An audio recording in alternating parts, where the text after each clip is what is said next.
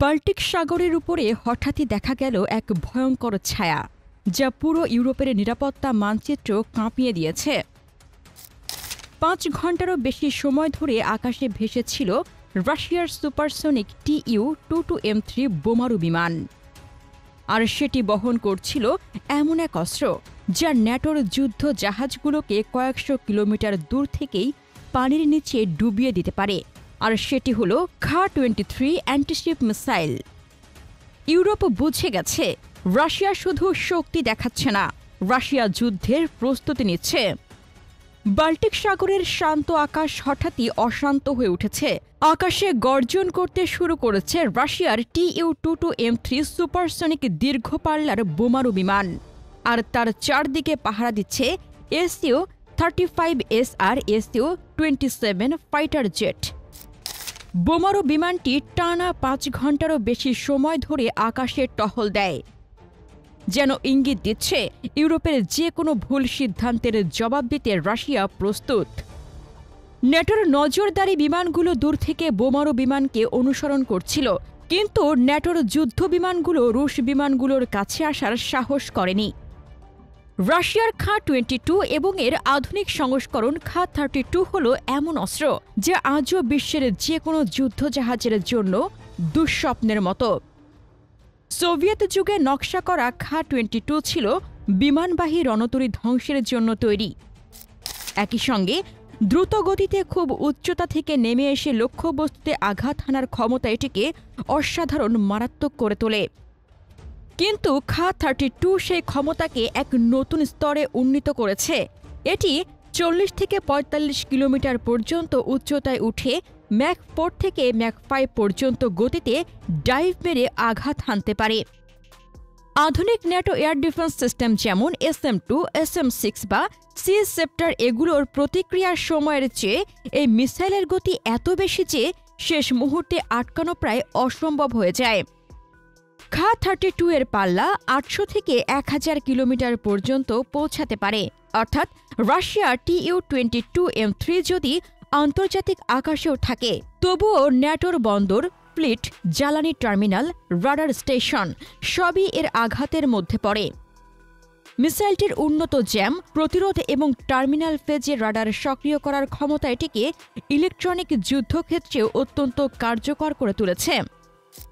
সবচেয়ে ভয়ঙ্কর বিষয়, খা-22/খা-32 ১০০০ কেজির বেশি ওয়ারহেড বহন করতে পারে, যা বড় যুদ্ধজাহাজ পর্যন্ত ডুবিয়ে দিতে সক্ষম। ন্যাটোর সামরিক বিশ্লেষকদের মতে এই মিসাইলগুলোই বাল্টিক ও কৃষ্ণসাগর অঞ্চলে রাশিয়ার সবচেয়ে বড় স্ট্র্যাটেজিক সুবিধা, কারণ এগুলো দূর থেকে নৌবাহিনীকে অকেজো করে দিতে পারে যুদ্ধ শুরু হওয়ার আগেই। রাশিয়ার TU-22M3 শুধু একটি বোমারু বিমান নয়, এটি রাশিয়ার দীর্ঘ পাল্লার আকাশ শক্তির মেরুদণ্ড। ১৯৭০-এর দশকে সোভিয়েত ইউনিয়ন এটি তৈরি করেছিল পশ্চিমা বিমানবাহী রণতরী ও নৌবহরকে ধ্বংস করার জন্য, কিন্তু সময়ের সাথে TU-22M3 আরও ভয়ঙ্কর হয়ে উঠেছে। এর পরিবর্তনযোগ্য ডানা, শক্তিশালী NK-25 টার্বোফ্যান ইঞ্জিন এবং ম্যাক 2.0+ গতি এটি সুপারসনিক হামলা পরিচালনার এক ধাপ এগিয়ে রাখে। ৬০০০ কিলোমিটারেরও বেশি রেঞ্জ, বিশাল পেলোড ক্ষমতা এবং নিম্ন উড়াল দক্ষতা এটিকে প্রতিরক্ষা ভেদ করে বিশেষভাবে উপযোগী করে তোলে।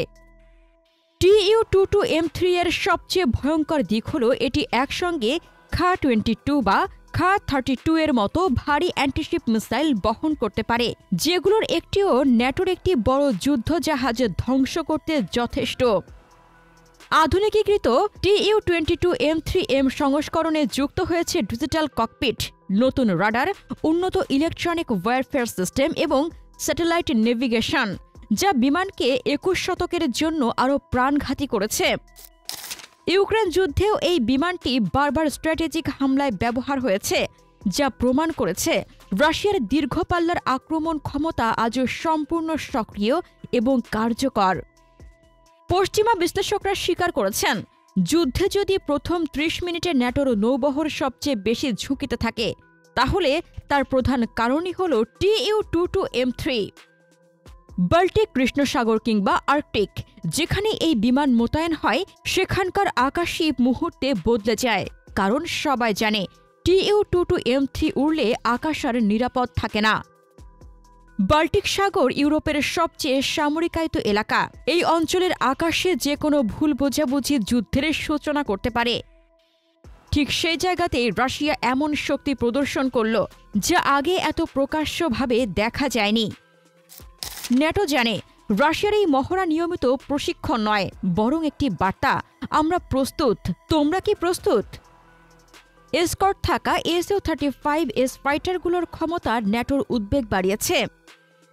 ইরবিস রাডার 300 কিলোমিটারের বেশি দূরে শত্রুকে শনাক্ত করতে পারে এবং একসঙ্গে বহু টার্গেট লক করতে পারে। এদের উপস্থিতি মানে TU-22M3 বোমারুকে কেউ ছুঁতে পারবে না। ন্যাটো ফাইটারগুলোর ছায়া হয়ে অনুসরণ করেছে, কিন্তু রাশিয়ার আকাশচিত্র এত শক্তিশালী ছিল যে কাছাকাছি আসতেও তাদের ভয় পেয়েছে। বাল্টিক সাগরে রাশিয়ার এই শক্তি প্রদর্শন শুধু সামরিক টহল নয়, এটি ইউরোপের ভূ রাজনৈতিক ভারসাম্য কাঁপিয়ে দেওয়ার মতো এক গভীর বার্তা। ন্যাটো যতই সম্প্রসারিত হোক, ফিনল্যান্ড ও সুইডেনকে জোটে টেনে আনুক, রাশিয়া দেখাচ্ছে ইউরোপের উত্তর ফ্লাঙ্কের নিয়ন্ত্রণ এখনও তাদের হাতেই শক্তভাবে রয়ে গেছে। বাল্টিক সাগর হল রাশিয়ার পশ্চিমমুখী প্রতিরক্ষা নেটওয়ার্কের কেন্দ্রবিন্দু, আর এখানে TU-22M3 পাঠিয়ে মস্কো স্পষ্ট করে দিল ন্যাটোর প্রতিটি বন্দর, সেনা ঘাঁটি, জ্বালানি টার্মিনাল এবং সমুদ্রপথ রাশিয়ার দূরপাল্লার মিসাইলের নাগালে। ইউক্রেন যুদ্ধের প্রেক্ষাপটে যখন পশ্চিমা সামরিক সরঞ্জাম পূর্ব ইউরোপে ঢুকছে, তখন বাল্টিকের উপর রাশিয়ার এই রণতরী স্তরের শক্তি প্রদর্শন ন্যাটোর স্ট্র্যাটেজিক হিসেবকে পুরোপুরি বদলে দিচ্ছে। মস্কোর বার্তা খুব পরিষ্কার, ইউরোপে যে কোনো সংঘাত মুহূর্তেই রূপ নিতে পারে পূর্ণমাত্রার ন্যাটো রাশিয়ার মুখোমুখি সংঘর্ষে। আর সেই সংঘর্ষে প্রথম আঘাত কোথা থেকে আসবে তা এখন সবাই জানে, বাল্টিকের আকাশ থেকেই। ইউক্রেন যুদ্ধেও TU-22M3 গুরুত্বপূর্ণ ভূমিকা রেখেছে। যদিও কিছু বিমান ড্রোন হামলায় ক্ষতিগ্রস্ত হয়, তবু রাশিয়া দ্রুত সেগুলো মেরামত করে বা আপগ্রেড করে আবার অপারেশনে ফিরিয়েছে।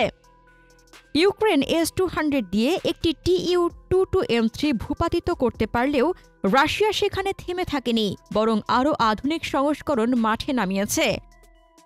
এই দৃঢ়তা ন্যাটোকে বুঝিয়ে দিয়েছে রাশিয়ার বোমারু ক্ষমতা ভাঙা সম্ভব নয়।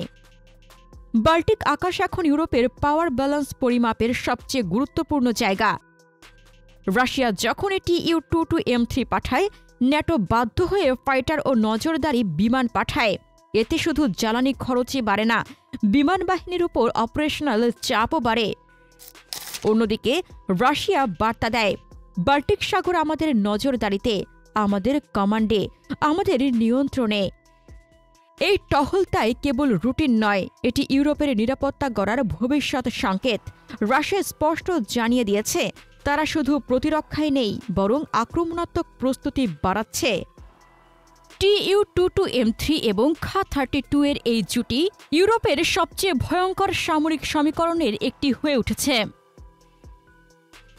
ইউক্রেন যুদ্ধ চলমান, ন্যাটো চাপ বাড়াচ্ছে, পশ্চিমা অস্ত্র ঢুকছে, ঠিক এমন সময় রাশিয়া বাল্টিক আকাশে সবচেয়ে ভয়ঙ্কর বার্তা পাঠাল। রাশিয়া দুর্বল হয়নি, বরং আরও শক্তিশালী হয়েছে। আর ন্যাটোর জন্য একটি নিঃসন্দেহে একটি স্পষ্ট, প্রকাশ্য এবং ভয়ঙ্কর সতর্কবার্তা। প্রিয় দর্শক, বাল্টিকের আকাশে রাশিয়ার এই শক্তি প্রদর্শন দেখে ন্যাটো কি এখন সমান শক্তির জবাব দেবে, নাকি ইউরোপের নতুন যুদ্ধমুখী পরিস্থিতি আরও জটিল রূপ নেবে? আপনার মতামত কমেন্টে জানান। রাশিয়া এবং ন্যাটোর সামরিক শক্তি নিয়ে আরও জানতে আমাদের চ্যানেলটির ভিডিও ট্যাব থেকে ঘুরে আসুন। এই ভিডিওটি ভালো লাগলে লাইক বাটনে ক্লিক করুন। ভিডিওটি আপনার বন্ধুদের সাথে শেয়ার করে তাদেরকেও ভিডিওটি দেখার সুযোগ করে দিন। ধন্যবাদ।